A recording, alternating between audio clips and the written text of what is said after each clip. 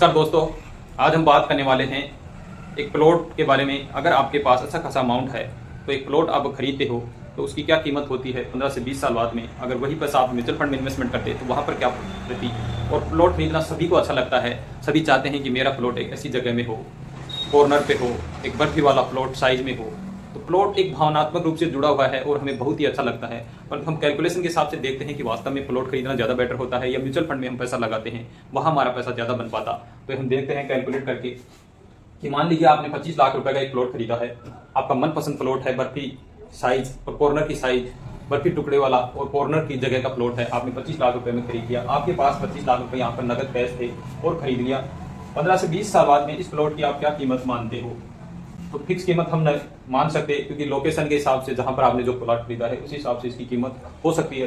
फिर भी हम अंदाजे से मान लेते हैं कि 1 से 1.5 करोड़ रुपए के बीच में इसकी कीमत हो सकती है। ज्यादा भी हो सकती है और कम भी हो सकती है, कोई फिक्स नहीं है ये कि कितना पैसा आपका यहाँ पर बनेगा। पर मान लेते हैं 1 से 1.5 करोड़ रुपए के समथिंग हम मानते हैं कि आपका 1 से 1.5 करोड़ रुपए यहाँ पर बन जाएगा अगर 15 से 20 साल बाद में इस प्लॉट की कम से कम कीमत देखते हैं। तो अगर यही पैसा अगर आप 25 लाख रुपए का एक प्लॉट म्यूचुअल फंड में भी खरीद लेते तो उसकी क्या कीमत होने वाली थी?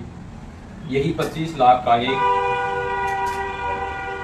प्लॉट अगर आप म्यूचुअल फंड में खरीदते तो वहां पर इसकी क्या कीमत रहने वाली थी? तो हम देखते हैं लाइव वीडियो में कि वास्तव में हमने 25 लाख रुपए म्यूचुअल फंड में लगाकर सही किया है या एक प्लॉट खरीद कर हमने सही किया है।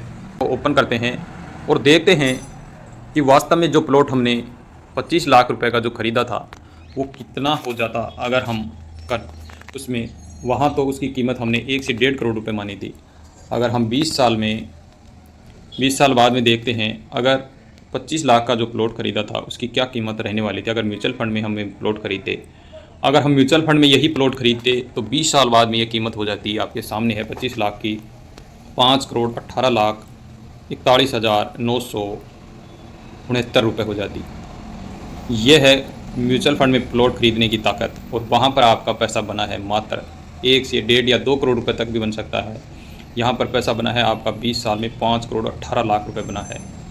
ये है, हम बात कर रहे थे कि अगर 25 लाख रुपए का आपने जो प्लॉट खरीदा है, अगर आपके पास नगद 25 लाख रुपए नहीं होते और आप लोन लेकर 25 लाख रुपए का प्लॉट खरीदते, लोन से 25 लाख का अगर प्लॉट खरीदते आप तो कितना पैसा आपको और देना पड़ता?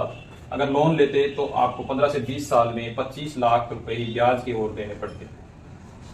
ब्याज के 25 लाख रुपए और हो जाते और आपका टोटल पैसा यहाँ हो जाता 50 लाख। यानी जो प्लॉट आपका था उसकी आपको पड़ा है 50 लाख रुपए, क्योंकि 25 लाख आपका मूलधन हो गया और 25 लाख इसमें ब्याज और जुड़ जाता है 20 साल में। तो 50 लाख का ये प्लॉट आपको यहाँ पर खरीद, एक तरीके से हमने जो प्लॉट हमने खरीदा था वो प्लॉट हमें 50 लाख रुपए का यहाँ पर पड़ा है।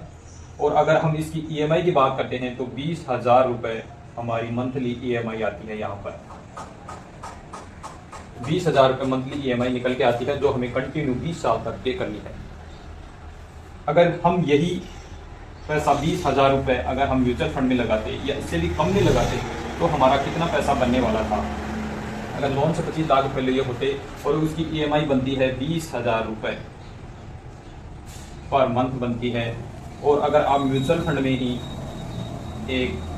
अपनी म्यूचुअल फंड में अगर आपने एक एसआईपी करवा ली होती, और सिर्फ मैं कह रहा हूँ ये 20,000 है, अगर आप 15,000 की भी एक एसआईपी करवाते तो कितना पैसा आपका यहाँ पर बन सकता था?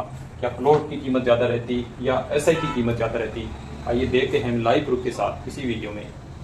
नहीं होता और लोन लेके करते और वही लोन अगर आप यहाँ करवाते एसआईपी के माध्यम से, अगर वही 20,000 की बजाय 15,000 रुपये की आप यहाँ पर एक एसआईपी कर लेते तो कितना पैसा हमारा बन सकता था 20 साल में?